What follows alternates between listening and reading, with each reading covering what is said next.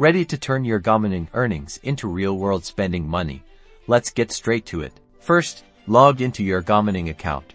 Once you're in, find the withdrawal section. It's usually located on the main dashboard, often clearly labeled for easy access. Now, choose the cryptocurrency you want to withdraw. Make sure you select the correct network for your chosen cryptocurrency. Using the wrong network can result in loss of funds, so double-check this carefully. Next, enter your wallet address. This is the address where your crypto will be sent. Triple-check this address. A single typo can mean your funds are lost forever. Then, enter the amount you want to withdraw. Before finalizing, review all the details on the confirmation screen.